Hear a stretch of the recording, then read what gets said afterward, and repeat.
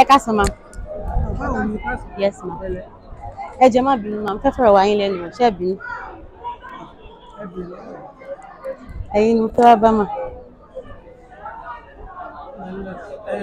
Elédè òun ti ilẹ̀ tí Àwọn ẹni oríkì lórúkọ mi. Nǹkan tí mo fẹ́ bèrè lọ́wọ́ yín, fẹ́ bèrè nípa ìlú yín, àṣà yín àti ìṣe yín.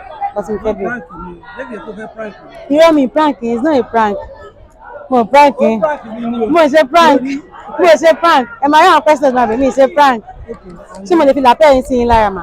Á gbọ́ mi, wọ́n dẹ̀ gbọ́ yín náà.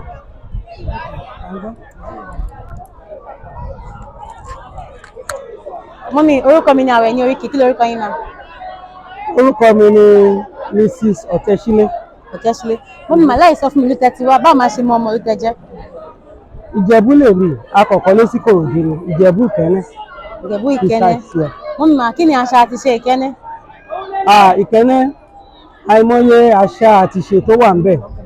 Bí kan ṣe àwọn traditional dances like Ọbalùfọ̀n, Oro festival, so on and so forth. There are a lot of them tó yẹ pé gbogbo àwọn àlejò tó ń bá especially kan tiẹ̀ wà tó ń pè ní erékèdè, Ìkẹ́nnẹ́ erékèdè.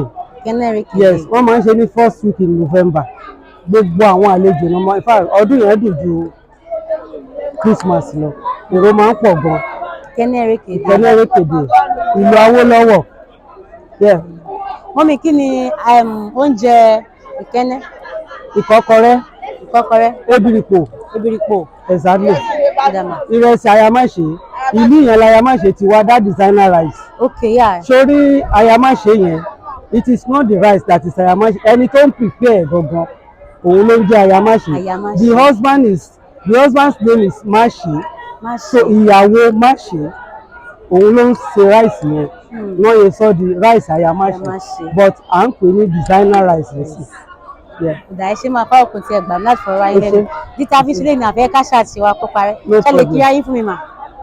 Èmi ọmọ Kẹ̀nẹ́ erékè ìgbòho so ọmọ afúnrẹ́ fọṣọ ọmọ lówó nájà wọ́n rówó gan and so on and so forth. Ẹ ṣé gan-an. Ẹ ṣé gan-an. A dúpẹ́.